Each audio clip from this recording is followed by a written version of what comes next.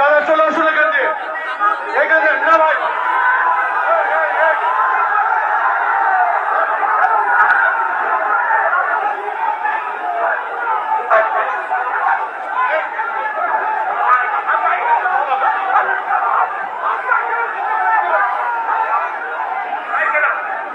সবাই শান্ত, বন্দে মাতরম, জয় বাংলা, জয় বাংলা, জয় বাংলা, জয় বাংলা।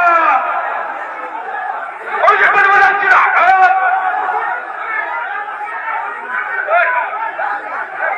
বন্দে মাতরম। সবাই শান্ত, আমাদের গোবিন্দপুর লোকসভা সাইড যায়, গোবিন্দপুর থেকে যারা সেই সাইড চলে যা, গোবিন্দপুর থেকে যারা সেই সাইড চলে যা,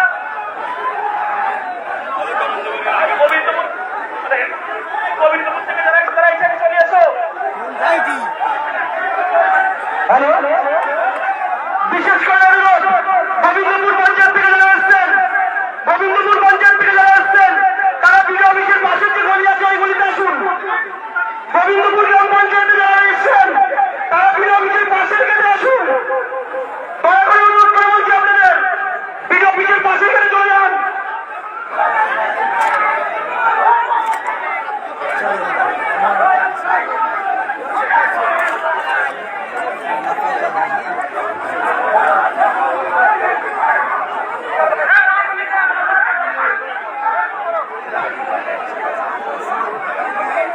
সবাইকে একটু শান্ত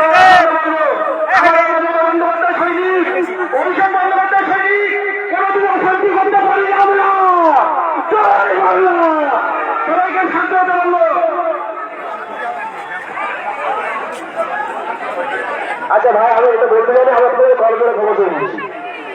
আমি শুধু পরিবেশ শান্ত করার জন্য বলেছি ভাই, বিশ্বাস করুন। আমি তো আপনাদেরই লোক, আমি কি আপনার বাইরে? আমি আপনাদের লোক তো। আমি শুধু পরিবেশকে শান্ত করার জন্য বলেছি, আপনাদেরকে দুঃখ দেওয়ার জন্য বলিনি। এটা বুঝুন, আপনাদেরকে দুঃখ দেওয়ার জন্য বলিনি। কারণ যে যন্ত্রণা আমরা হচ্ছে, আমি সেই যন্ত্রণা হচ্ছি, আমি সেই যন্ত্রণা হচ্ছি। শুধু শান্ত করার জন্য বলেছি ভাই। কোন একটা মুসলিম বস্তি তৈরি হলে তার দায় আমাদের দিতে হবে। শুধু পুলিশ হচ্ছে, পুলিশ অত্যাচার করছে, তাই আমি বলেছি আপনাদেরকে। আমি আপনাদের লোক, আপনাদের ভাই কেউ না। আমিও যন্ত্রণা আছি, আমার পরিবারের মধ্যে সবাই, আমিও যন্ত্রণা আছি, আমিও কষ্ট আছি।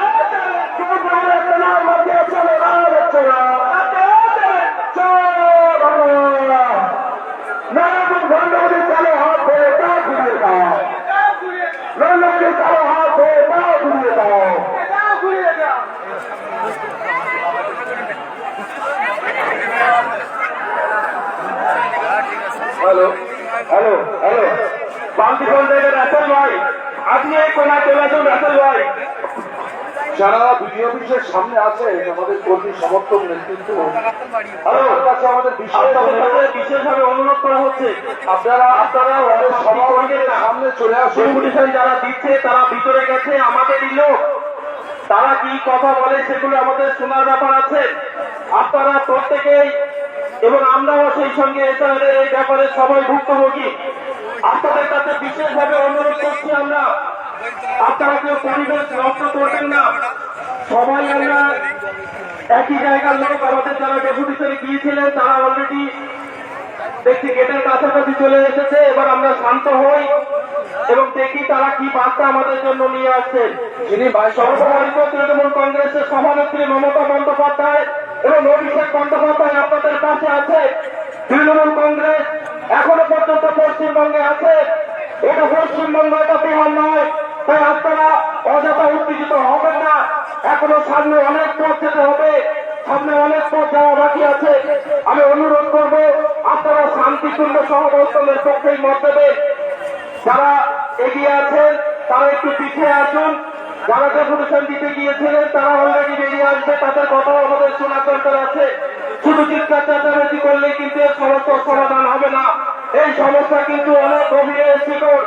সেই শিকড় উপরে ফেলার জন্য আমরা এতদিন সেই 2011 সাল থেকে যেভাবে মামাটি মানুষের সরকার মমতা বন্দ্যোপাধ্যায়ের উপরে নির্ভর করেছি, তার যোগ্য সভাপতি আমাদের নেতা অভিষেক বন্দ্যোপাধ্যায় যেভাবে আমাদের পাশে এসে দাঁড়িয়েছেন, আজকে সময় এসেছে সেই অভিষেক বন্দ্যোপাধ্যায় মমতা বন্দ্যোপাধ্যায়ের কথা শোনার।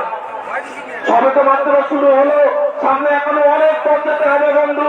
তাই আমাদের এক্ষুনি মাথা গরম করার কোনো প্রয়োজন নেই। 2026 সাল সামনে ভোট হবে, সেই ভোটের জবাব দিতে আপনারা পারবেন। যদি আমি আপনাদের কাছে বারবার অনুরোধ করছি, আপনারা শান্তিপূর্ণ থাকুন, শান্তিপূর্ণ থাকুন, ভয় পাবেন না। কারণ যে সমস্ত নেতৃত্ব তৃণমূল কংগ্রেসের সরুদ্ধ করে আছে, তারা আপনাদের পাশে আছে, তারা আপনাদের ভালো চায় বলেই কিন্তু আজকে এরকম ভাবে আপনাদেরকে জমায়েত করতে বলেছে।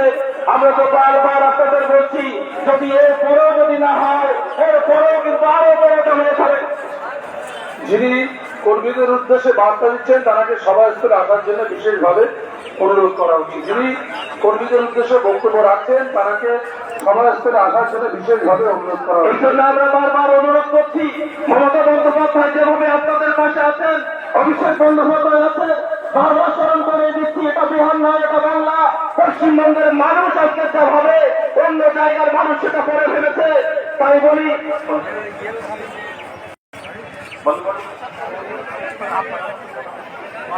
আমরা যতক্ষণ ধরে আজকের এই অবস্থান বিক্ষোভে আমরা জমায়েত করেছি, শুধুমাত্র বিজেপির প্রধানমন্ত্রী নরেন্দ্র মোদী এবং স্বরাষ্ট্রমন্ত্রী অমিত শাহের অঙ্গলে মিলনে ভারতবর্ষের বর্তমান যিনি নির্বাচন কমিশনার চলছেন তার যে চিন্তা ভাবনা বাস্তবায়িত করার জন্য সমস্ত ব্লকে বিধবাদের উপরে দিয়েছিল, অর্ডার জারি করেছিল, তার এগেনস্টে আমাদের মাননীয় মুখ্যমন্ত্রী মমতা বন্দ্যোপাধ্যায় এবং বাংলার যুবরাজ সাংসদ অভিষেক বন্দ্যোপাধ্যায়ের আন্দোলনরত সুপ্রিম কোর্টে কেস ফাইল করেছিলেন।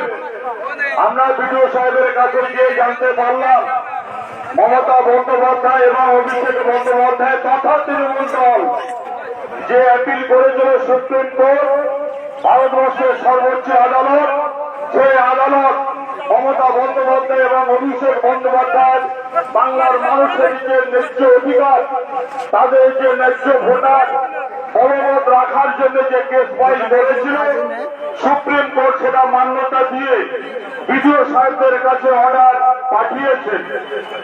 আমরা মমতা বন্দ্যোপাধ্যায় এবং অভিষেক বন্দ্যোপাধ্যায়ের প্রতি বাংলার আপামর জনগণ, বাংলার আপামর ভোটার আমরা যারা আছি, মমতা বন্দ্যোপাধ্যায় অভিষেক বন্দ্যোপাধ্যায়ের কাছে কৃতজ্ঞতা জ্ঞাপন করি।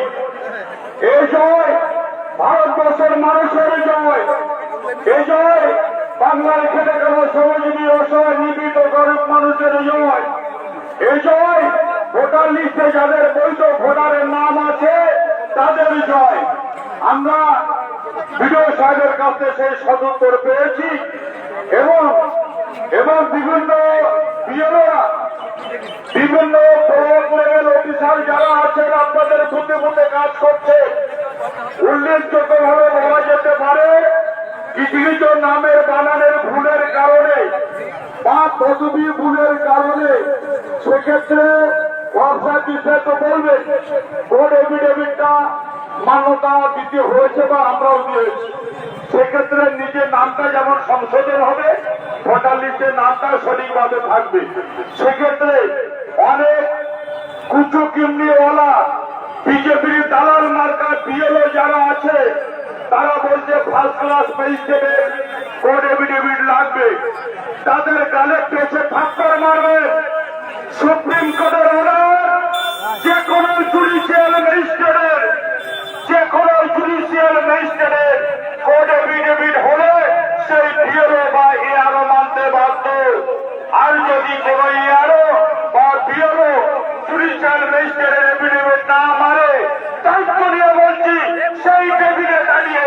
আমাদেরকে ফোন করবে, সেই আলোকে যোগ্য জবাব দিয়ে আপনার ভোটার লিস্টে নাম রেখে তবে আমাদের নিস্তার হবে, তার আগে নয়। সে কারণে আমরা আর আপনাদেরকে খুব বেশিক্ষণ হয়রানি দেব না।